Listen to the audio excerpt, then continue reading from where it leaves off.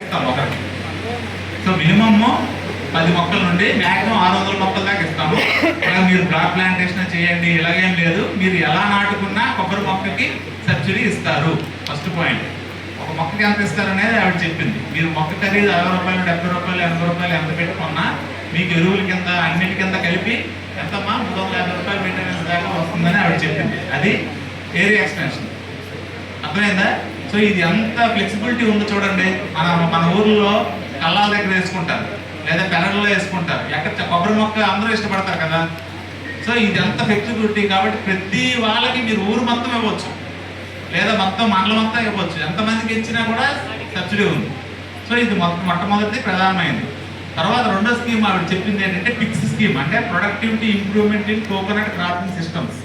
అదేంటంటే ఇప్పటికే దిగుబడిలో ఉన్న కొబ్బరి తోటలు దిగుబడి పెంచడానికి, అంటే ఇప్పుడు సరాసరిని మనకి 40 కాయలు 50 కాయలు చెట్టు నుంచి వస్తున్నాయి కదా, దాన్ని కాస్త 80 కాయలకి పెంచాలి. 80 కాయలకి పెంచాలంటే వేయాల్సిన ఎరువులు, వేయాల్సిన పురుగు మందులు అవన్నీ కూడా రైతు మీద సరఫరా చేయడం జరుగుతుంది.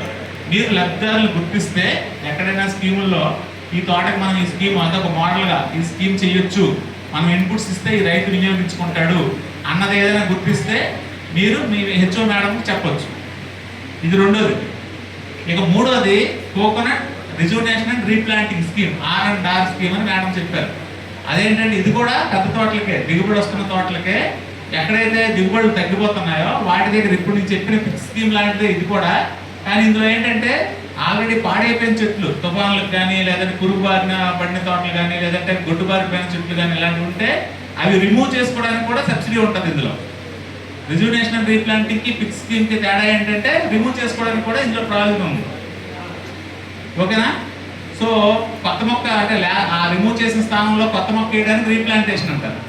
రిజువనేషన్ అంటే ఉన్న చెట్లకి ఎరువులు కట్టేసి పెంచడం rejuvenation. So rejuvenation and replantation అనేది ఒక స్కీము, ఫిక్స్ స్కీమ్ అనేది ఒకటి, ఏరియా ఎక్స్టెన్షన్ అనేది ఒకటి. ఈ మూడు చెప్పాను కోకోనట్ సంబంధించి.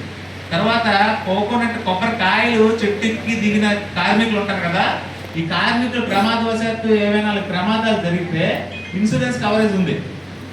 ఆ ఇన్సూరెన్స్ కవరేజ్కి గవర్నమెంట్ లేబర్ డిపార్ట్మెంట్ కల్పించిన సబ్సిడీలు మినహాయిస్తే ఆ రైతు ఆ కార్మికుడు 43 రూపాయలు కడితే చాలు, ఆయనకి 3 లక్షల రూపాయల దాకా ఇన్సూరెన్స్ ఉంది. ఈవెన్ హాస్పిటలైజేషన్ ఎక్స్పెన్సెస్ ఉంది.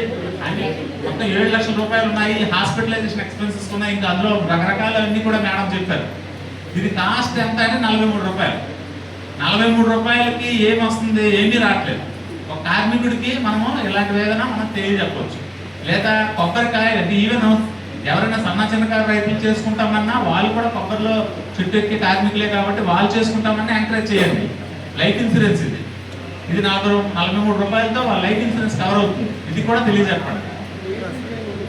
దీనికి ఏజ్ లిమిట్ అవన్నీ ఒక ప్యాంప్లెట్ ఉంది, అది మీకు ఇప్పుడు దీంట్లో షేర్ చేస్తారు. ఒక సింగిల్ పేజ్ ప్యాంప్లెట్ ఉంది, అవన్నీ కూడా ఉన్నాయి లైఫ్ ఇన్సూరెన్స్ సంబంధించి. సో ఇవి మీకు ప్రధానంగా కోకోనట్ స్కీమ్స్ గురించి మేడం చెప్తారు. అంతే కదమ్మా, ఇంకా కవర్ చేస్తారు. స్కీమ్స్ గురించి నేను ఎందుకు ఇంటర్వ్యూ అవుతానంటే ఏ ఊర్లో కూడా మీరు ఇంప్లిమెంట్ చేయలేనిది ఇది కాదు. ఈవెన్ ఏ ఊరు తీసుకోండి, ఇక్కడ మాకు హార్టికల్చర్ అనేది లేదని మీరు భావించిన ఏ ఊర్లో కూడా కొబ్బరి మొక్క అయిన వాళ్ళు ఉండరు, 10 మొక్కలైన అయిన వాళ్ళు ఉండరు. కాబట్టి మాస్గా పబ్లిసిటీ ఇవ్వండి, మాస్గా ఇది చేయండి దీన్ని. సో తర్వాత